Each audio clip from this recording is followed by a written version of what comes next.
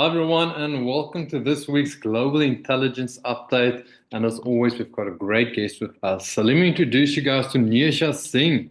Neerja, a generational diversity speaker, is the author of 6 books and a columnist on staying a step ahead of Gen Next. Known as the official Seenager, her TEDx talk, The Unaffordable Cost of Generation Gap, has garnered wide acclaim.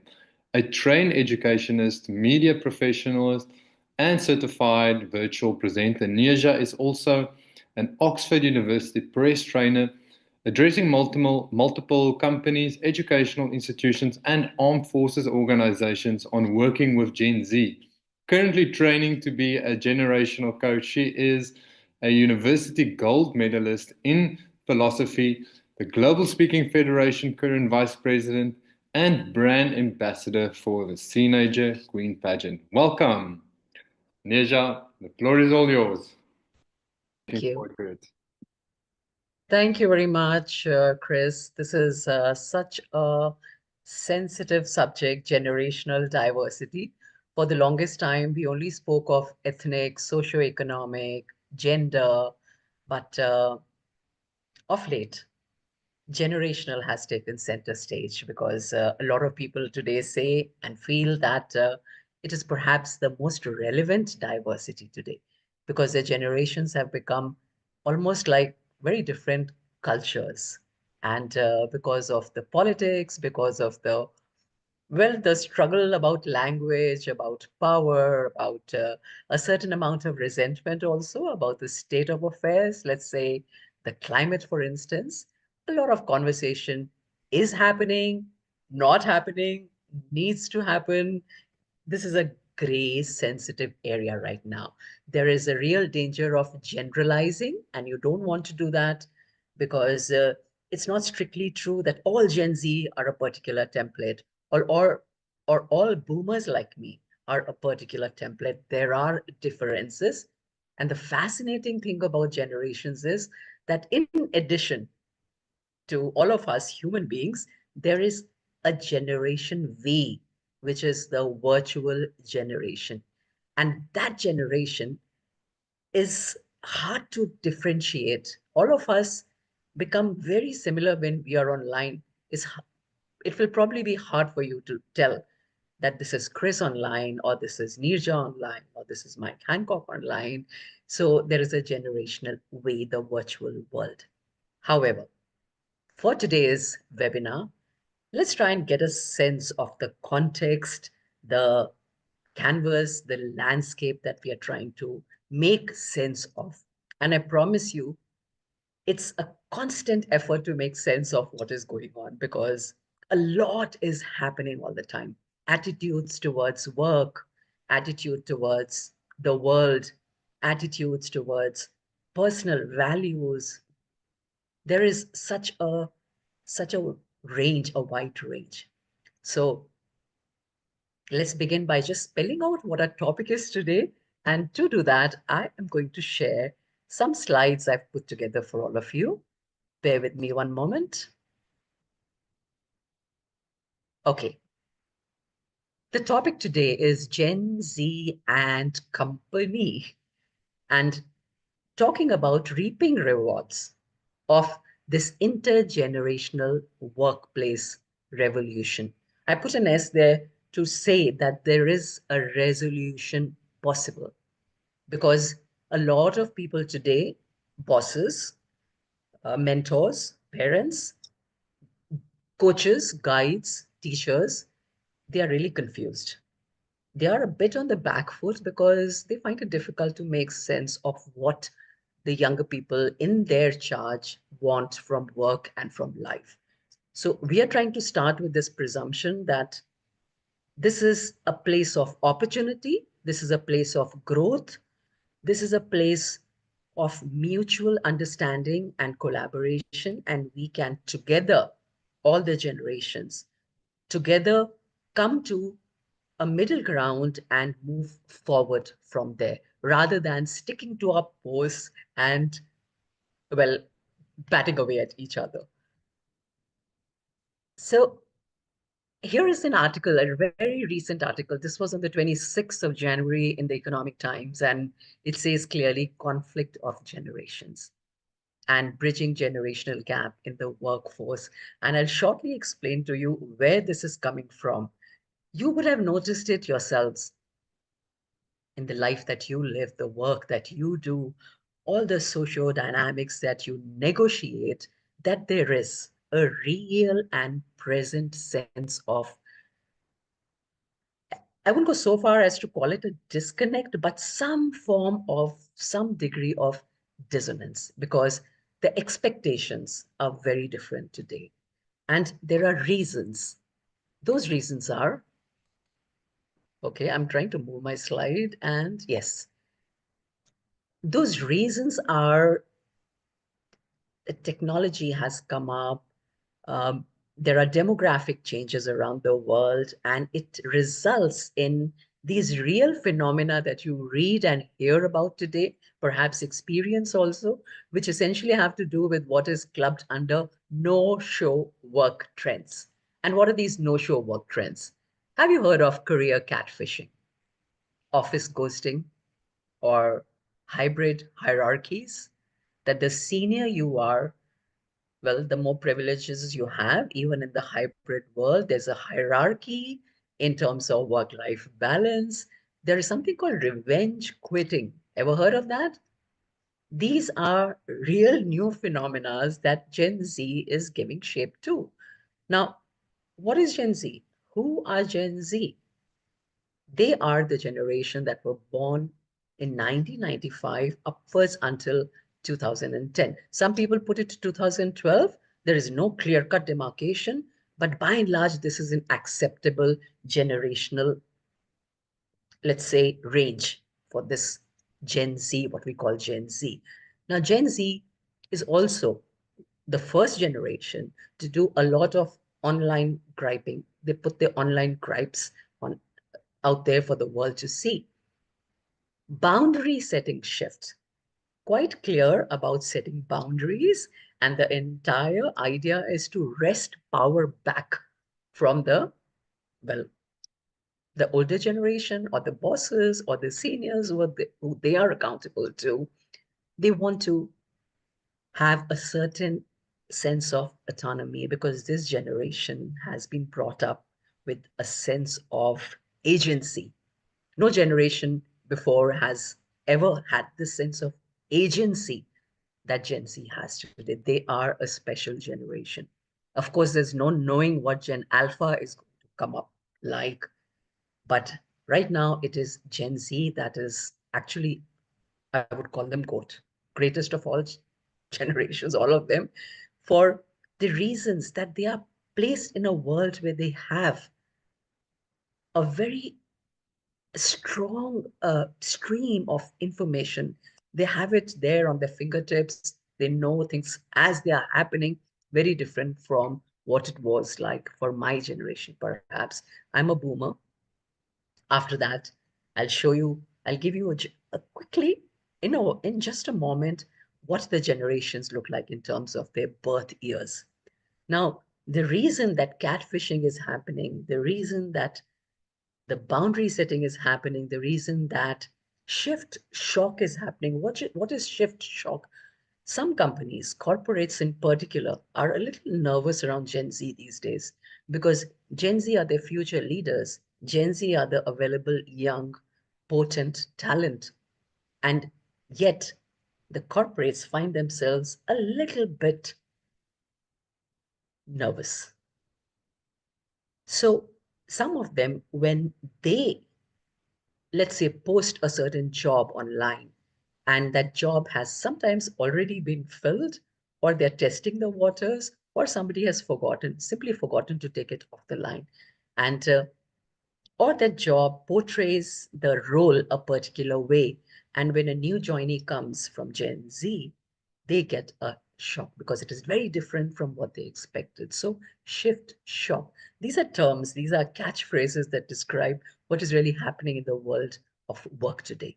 And the reason all this is happening is there you have it, demographic, technological, and cultural shifts. What do we see around us? They say at least 7 generations are alive today, and 5 of them are in the workforce. There is longevity today. There are the blue zones today. People expect to live beyond 100. Whoever heard of that? And delayed retirement. Look at me. I would have retired 10 years, 20 years ago with the earlier generation, and I would have been expected to put my feet up and take it easy and rock and be calm. But here I am talking to all of you on generational diversity. So the earlier generations are taking longer to retire. There are the technological and the communication gaps. Workplace expectations are very different today. The young people want to be promoted quicker. They want to be aware of their growth chart. Which way are they headed?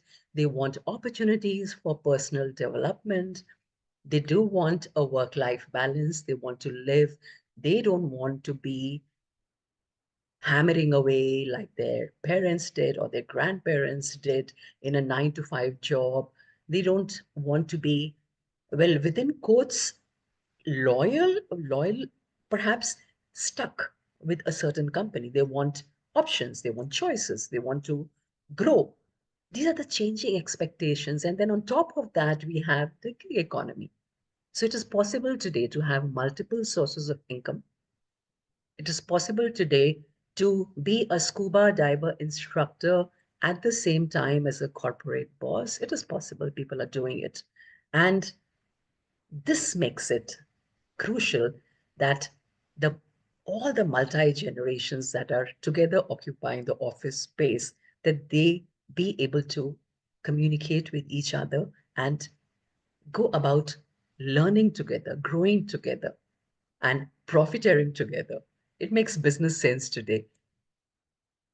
I learned this first. I learned the range of the young people's aspirations and their ambitions from watching my daughter.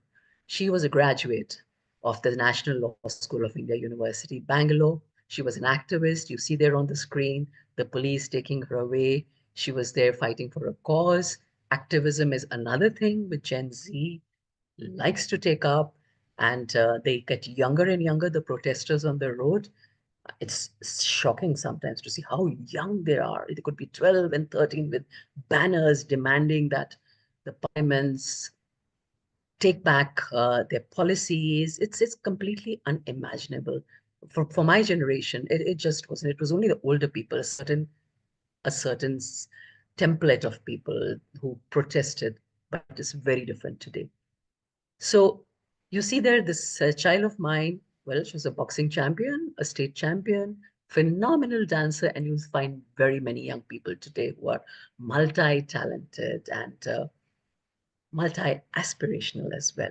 So this is a new kind of diversity. I said earlier that we are almost different cultures, and we are also moving in a direction where generations might feel that they don't need each other to survive. It's possible to, well, survive alone, with friends, with a group, a family outside of the biological family. And we're living in narrow niches. Echo chambers are very easy to construct today because each one of us can customize the information that is coming at us. We can choose channels, we can switch off voices, we can keep things we don't like away from us. And for the first time, I believe, this is my personal opinion, that we stand to actually not meet our mandate of bringing up the next generation to be stronger than ourselves, to be more productive than ourselves, to be more potent, progressive. And I think that mandate might fall short because of the communication being not what it needs to be today. There are certain there is a certain generational benevolence that is required, I believe, because generations do need each other. The younger generation needs the older one because it's the older generation that has a vision of their future, and the older generation needs the younger generation because the young are their bid at immortality in a manner. That is what keeps them going, that vision. And I think we may be failing that mandate today. Therefore, there is a need to resolve what I call generational grief. There is sometimes a pushback on that. People might turn around and say, what is so great about this grief that's going too far? There's always been a generation gap, but I do believe it's far more visceral and radical today. And the most heartbreaking feature of that is possible to tune each other out today, which was not so earlier. So this is a generational key. The baby boomers, Gen X, millennial, Gen Z, Gen Alpha, and Gen Beta was born this year in 2025. And there are some parents of baby boomers who are still around.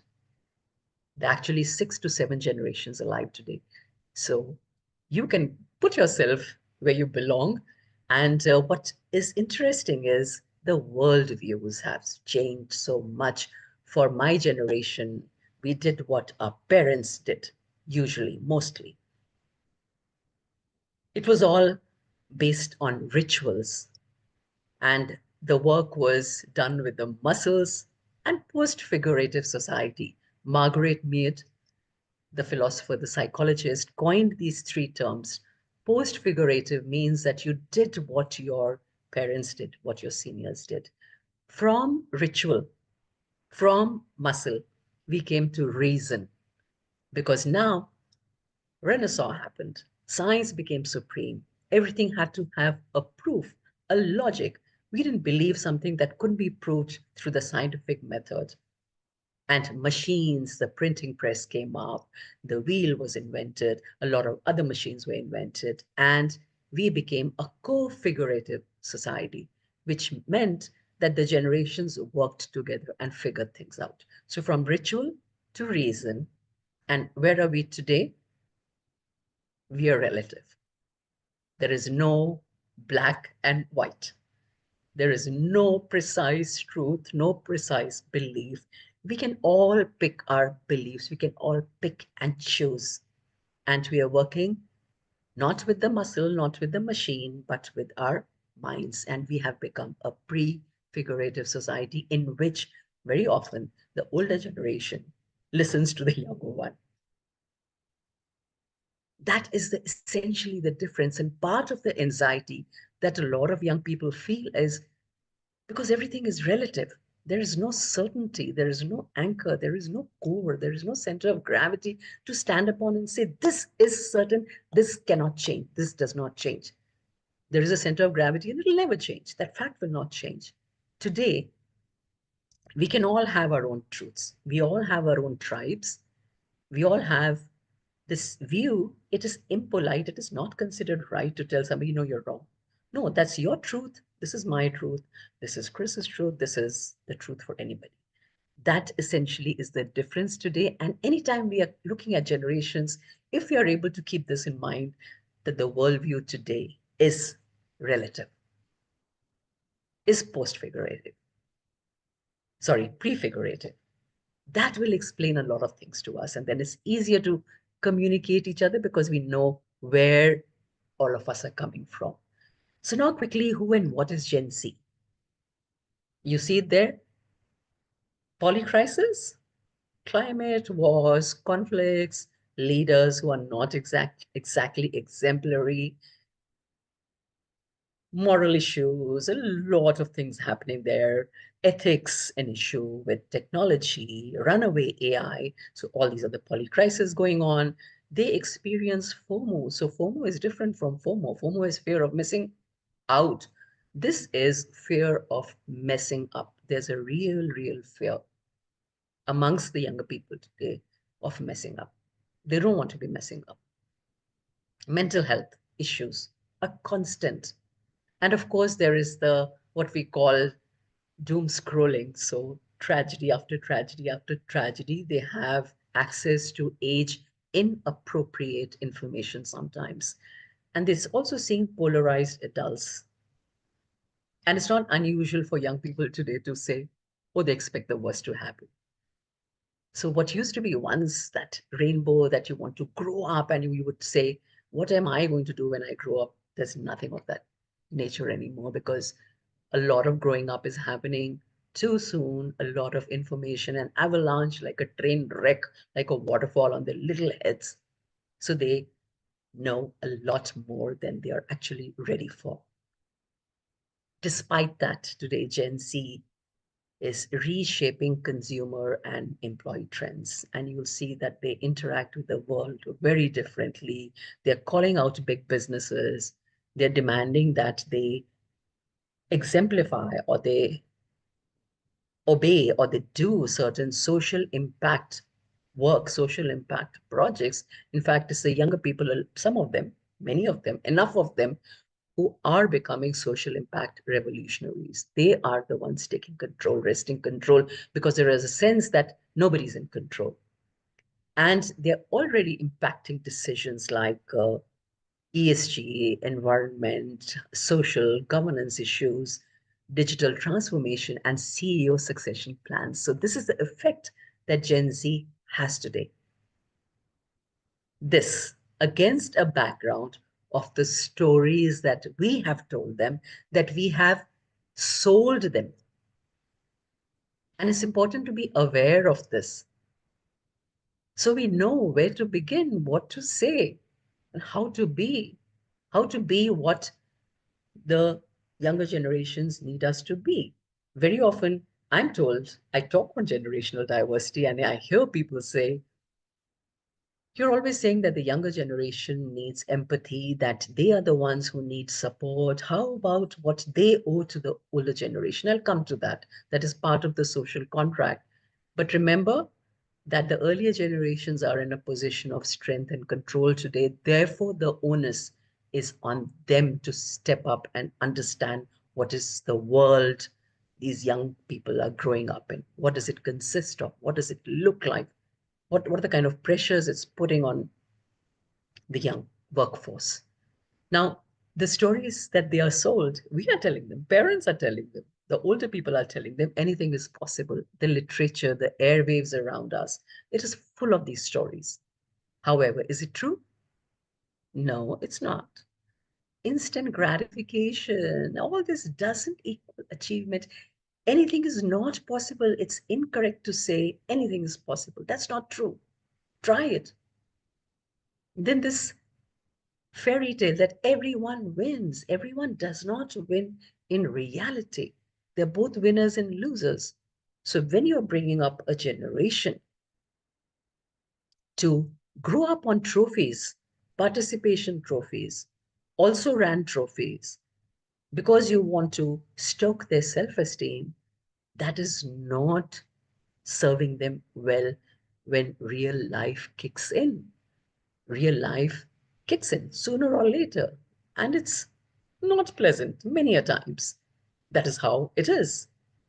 I know it is considered a cliche to say this is realities like this, but the fact is that it is. It is. Then these stories about overnight success, entrepreneurs, and how many of them are really able to reach that level, very, very minute percentage. The fact is that for most of us, there simply isn't any shortcut to success. You have to be at it consistently, whittling away. That's how empires are built. That's how careers are built. That's how books are written. That's how music is made. That's how all human accomplishments are brought about. Then this myth about equality, this we brought up to everybody's equal. No, we are not. We are not equal. These are the dialogues, the internal refrains that they work with. And when they go out into the real world, they see that this is not the fact. And then they are alone trying to cope with the resultant confusion, the disappointment, a sense of betrayal almost. That takes a toll in the form of unmet expectations, we just talked about. There is stress, there is burnout, and there is then the quiet quitting, and a reality check happens. So the toll, anytime the generations are trying to work together, if you're able to see what is happening behind that resistance, behind that faint resentment, behind those gripes, then perhaps some kind of a resolution, some kind of an understanding, some kind of an empathy, some kind of that generational benevolence can take place. Now, let's quickly go through a few real life examples. Here is a young person. Let's call the person Rifan. What's happening? He joins a company and is expecting rapid promotions, but he realizes that there are projects and deadlines, and he's getting bogged down in that. What happens? Disillusioned by the corporate world. Things are not working out. Obviously, that person came in with unrealistic expectations. Here is another young person who grew up, who was told that she's destined for greatness. I don't remember my parents telling me that, but I see a lot of young people, they do feel that they are the chosen ones. The fact is that very few of us are. And then there is a setback, something gets rejected. Some proposal has not met the reception that Amanda expected it to meet. And what is the outcome? She begins to question her place in the corporate world, rather than take it as a stepping stone to success. That failure is nothing but a stepping stone. Failure doesn't mean it's not permanent. Here's another young person, a brilliant app idea, then the notion that investors will flock to him to in order to invest in the app, and then there is the debt that follows, almost a fall from grace. And what is the lesson? That success requires time and effort. So you find young people who are graduates of wonderful schools, but a decision is taken not to sit for placement, to jump into entrepreneurship, even though there has been no real work experience, no real dealing with disappointments, delays, frustrations, bureaucracy, the processes, the procedures, and then the little bit of drowning begins. Here's another person. There's a lot of talent, performed beautifully as an intern, put in a lot of hard work, and yet no full-time offer because the job market is changing.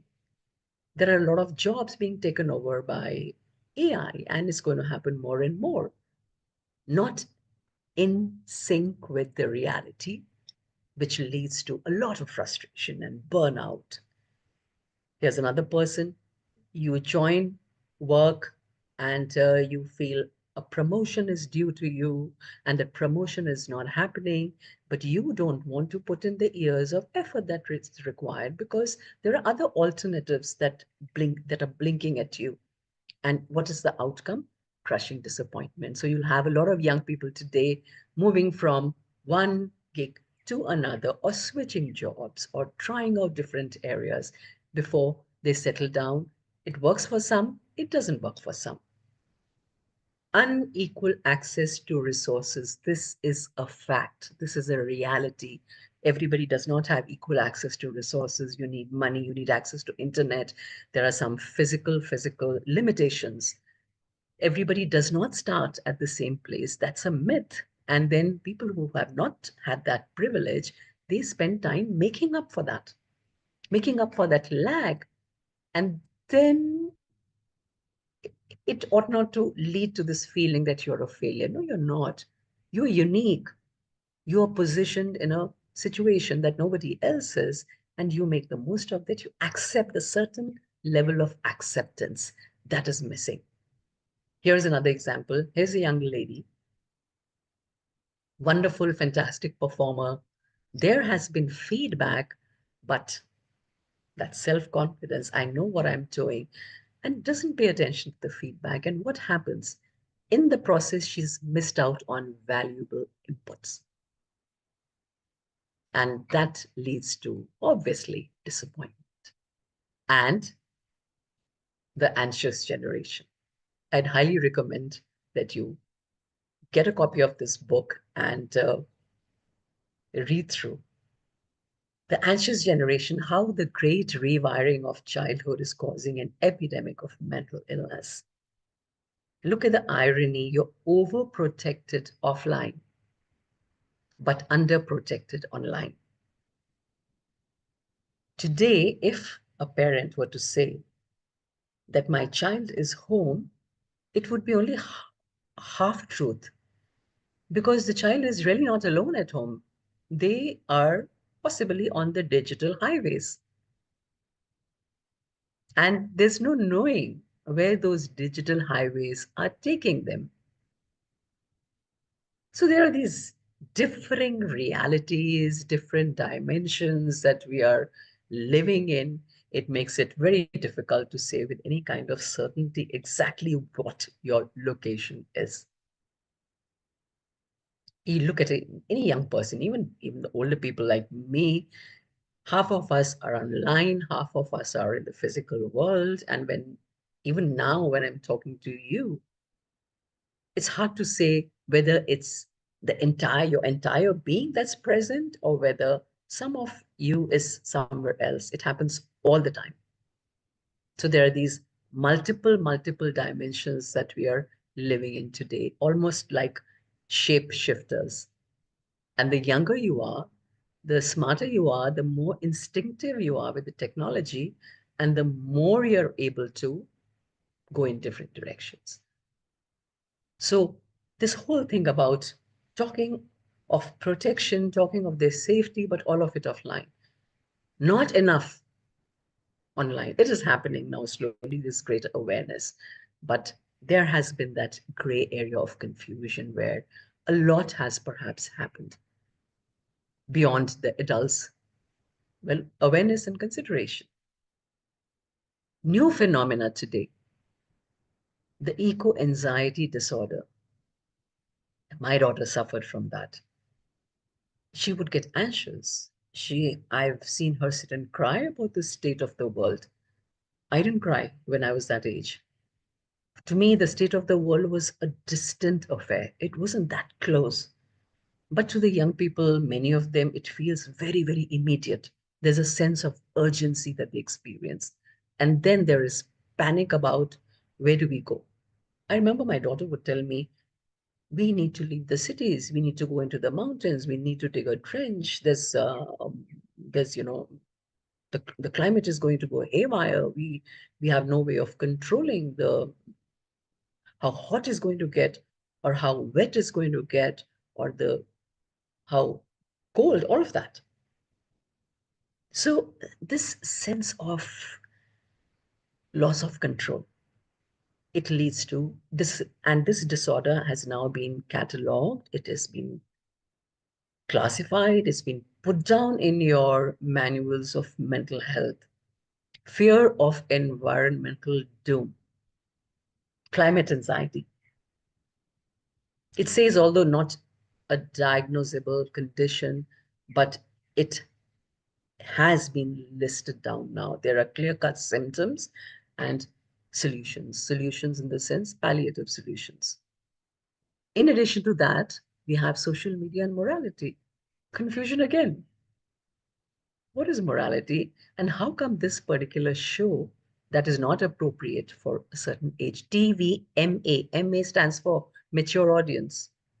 But there are youngsters, teenagers, teens watching this show. And it's hugely popular, and it's a violent show.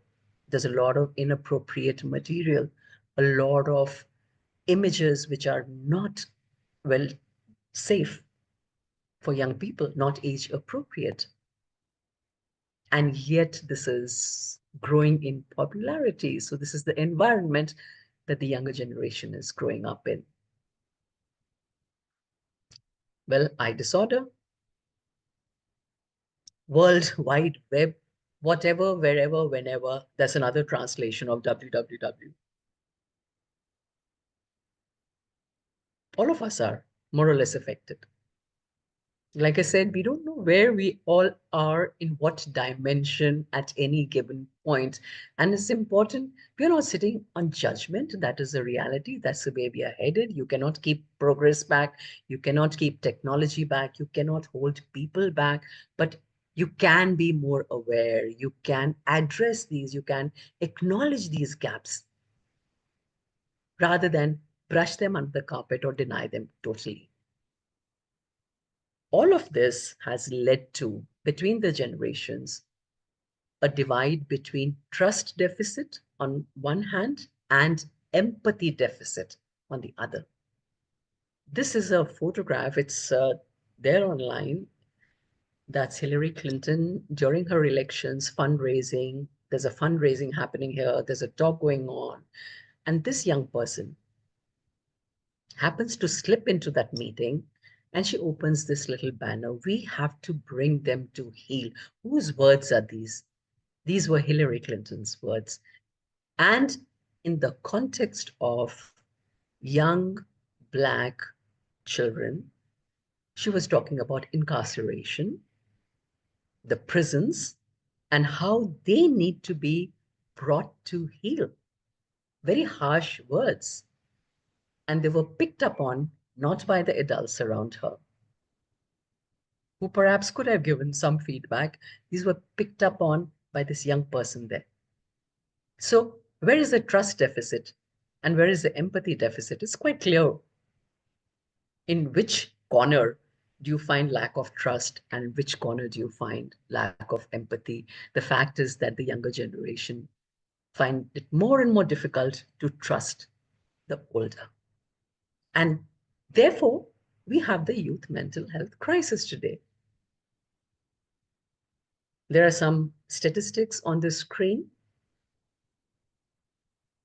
I can talk about India, 18 to 30, 30 to 45 years age group. They account for 67% of total suicides. This is the youth mental health crisis we face. And we saw a clear manifestation of this in the Tokyo Olympics, when this outstanding, elite Simone gymnast, she walked back from a competition. She didn't go through with her routine because she just did not feel well. She felt the twisties. She was suffering from the twisties, which means when that gymnast goes up in the air, they feel a loss of control. They'll feel a loss of coordination in their limbs, which can be very dangerous for them if they fall from that height. And she had the courage unheard of at that level in Olympics. We all know the kind of training that goes into this. She had the courage to step back because she did not feel well enough. And what were the lessons from this unprecedented, first of its kind event at an Olympic? The lessons were that mental health has to come first, that the people who are in charge of rules, regulations, of the care, of the running of these events have to be open enough to accept it, that there is an issue and this has to be addressed. This has to be acknowledged. I just mentioned how Gen Z is national, they are progressive, they can take to the streets. And here you have an example. This happened in East Africa. It has spread in Kenya, in Nigeria, in Nairobi. They took to the streets. These young people are protesting certain tax-related rules that were being put up in the parliament, and they stormed the parliament and forced the president to take back those policies for a reconsideration. Unimaginable, like I said some years ago. Which brings us to the fact today that at the workplace, a little controversial to say this perhaps, but leaders today need to be like the guide dog, not the guard dog of yesterday. Guide dog is a leader who takes along people under his charge at whatever level, as though guiding them over the minds. Come with me, I'll show you which way to go. They need to be led, not the way they were led in the past with a staff, not like that, not like a guard dog, defensive, aggressive, and guarding the turf, not like that, but like a guide dog. Very, very different. Some of the companies that have done this and are doing this, the approaches that they have adopted under tailored onboarding strategies with the new interns, with the new joinees, with the digital first approach, personalized and interactive experiences, emphasizing on purpose and impact, because these are the values that the young people hold dear These are the values they claim they want to live by. Putting together micro-learning modules, because again, the attention span that is supposed to have come down now to 12 seconds, 8 seconds. There has been research on this, and make sure that the young have hands-on experiencing and also shadowing opportunities. So these are um, some of the templates that companies are trying out to make sure that they attract the young, the right people, the right fit for the jobs they have to offer. And some real examples are of companies like Deloitte. Uh, they offer all of this under the digital onboarding platform. You have PwC, which is canvassing, which is promoting digital fitness, bite-sized learning modules, and professional skills development, this culture of continuous learning and skill development. This is very present. This is very, very relevant because things are changing. You need to re-educate yourself. Look at me. I was born in 1962. I graduated in 1983, 80 to 83, and I've gone back to studying. I've been constantly studying, and I've recently enrolled myself at an Indian Institute of Management here in India to do their senior management program, because the business landscape has changed, technology has changed, basic premises have changed, philosophy has changed. All of that has changed so much, and you have to be constantly learning and relearning. Buddy program and volunteer opportunities, pairing up newbies with mentors, guys. This is another thing that companies are experimenting with.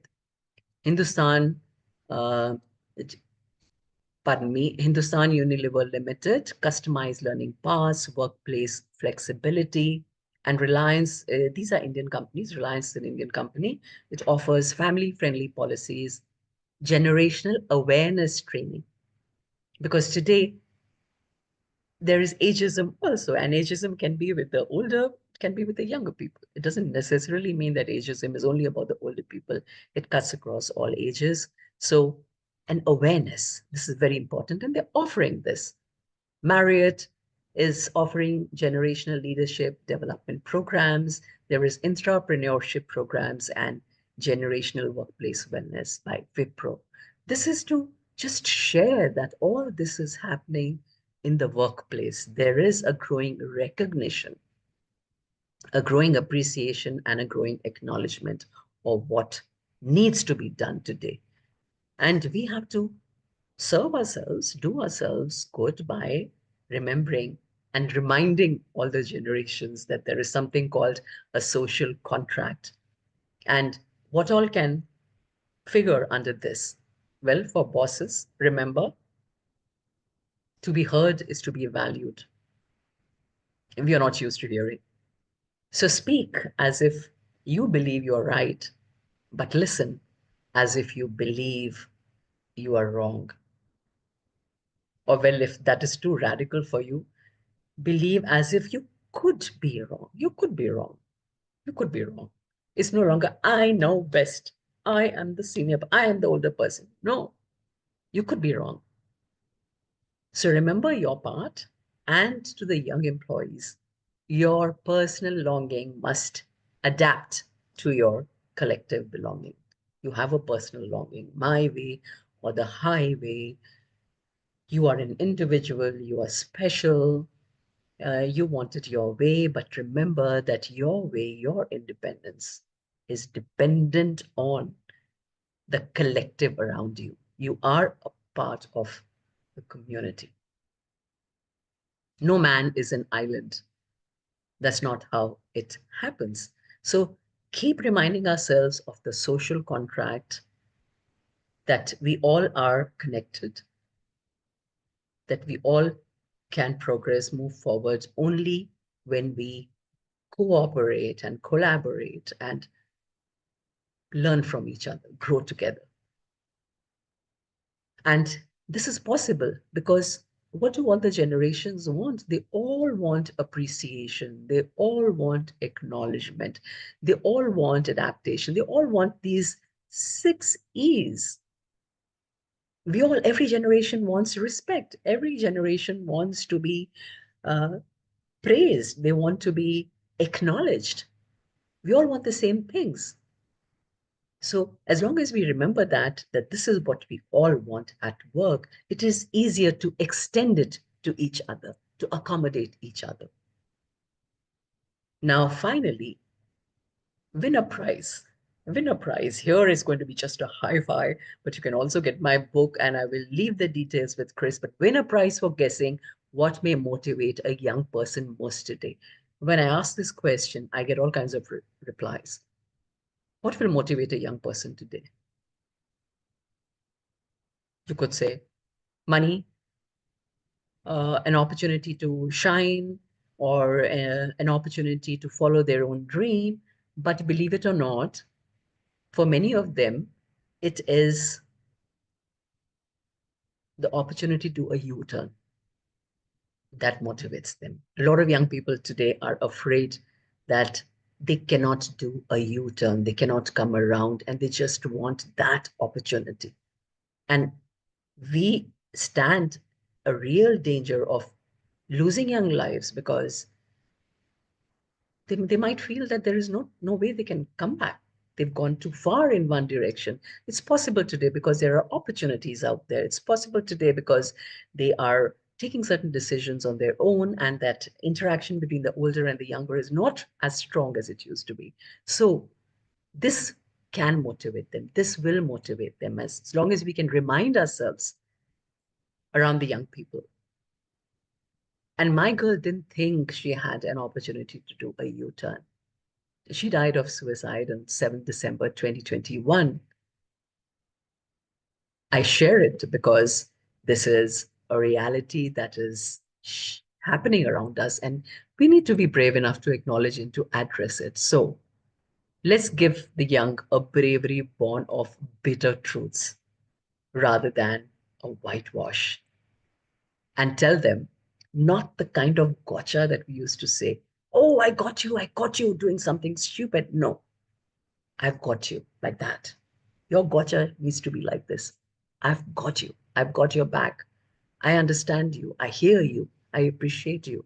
I'm here for you. I've got you. And you can do a U-turn. So I am an advocate for Gen empathy. And to that end, I've ended up writing all these books on various aspects of generational connection. And I also write a step ahead. It's a column, a regular column, trying to tell teachers, trying to tell those in charge of the young that these are the new phenomena that you need to be aware of, that the young people are thinking this way or they're doing things a certain way. And unless you know what's going on with them, how are you going to be of any use to them? This is a link, Chris, I'm just sharing here. And this is a TEDx talk on the unaffordable cost of generation gap. I'll leave the links with Chris. And thank you very much. With that, I hope that this presentation was of, that it opened up a skylight in your head. Thank you so very much, Chris, and happy more generational benevolence to all of us. And may we reap the rewards of cross-generational collaboration, cooperation, communication. Thank you. Thank you, Neerja. I really, really appreciate so many points shared. Anthony has a question. What do you mean by U-turn? Do you have an example that you can share? Say that again. What do you mean by U-turn? Do you have an example to share? What do That's you from mean by, or certainly. By U-turn, I mean that sometimes young people, they may have made a mistake. They may have experienced something that they view as a failure. And this dominant feeling that it's not okay to fail. As some of them call themselves, for instance, recovering perfectionists. No, you don't need to be perfect. You can uh, experience a failure, a wrong turn, a rejection, a disappointment, some kind of a disastrous situation, seemingly disastrous situation also, and still do a U-turn and come back and start again. I mean, the U-turn that a U-turn that makes it acceptable to people you value in life, whose opinion matters to you, people who you look up to.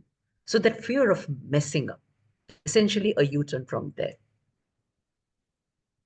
Yeah. Thank you, Neerja. I also want to mention a few takeaways for me that I didn't really think about that I realized while I was listening to you. Those three worldviews are very, very interesting. Um, and I agree with you on that. It's definitely very true. Also, FOMO. It's the first time I've heard about it. And fear of messing up. Not FOMO, fear of messing out, fear of messing up. So that's very interesting. Then also Gen Z reshaping the consumer and the employee trends. That's very true. We've been seeing that the last couple of years. Everything's changing. And yeah, it's like you said, we have to stay up to date with all these things. And then lastly was the guide dog. That is so Yes. true. So true. I've worked with quite a few interns that are Gen Z, and let me tell you, they need a guide dog. There's no guard dog like in the olden days. My superiors back in the days were all guard dogs, and Yes. I can completely relate to you on that, Neerja. So thank you so much for sharing this. Um, really informative for myself, and I think for all the viewers that will be listening on the podcast, viewing the video offline. Really, really informative. Thank you so much, Neerja. And You're welcome, Chris. it was such a pleasure having you here. Finally, we got you here. Everything worked Yes. out. So yeah, it Yes. was really nice seeing you. And for everyone that's listening offline, I'll be posting the links in the comment box, all the information on Neerja as well. And just want to thank you all for listening. Thank you for Neerja again, just for being here. And everyone else, we'll see you guys next week. Neerja, is there anything else you'd like to add before we end the session? I've said my bit, Chris. I've said my bit, but it really is important for all of us to make a very conscious effort to to be aware of each other's lives and to connect, to make a conscious effort to connect. Yes. Very true. Awesome. Yeah. Thank you. Thank you, guys. We'll see you guys again next week. Hope you have a great week ahead, and we'll see you again. Thank Bye you. Take care. Bye-bye. Bye-bye. bye.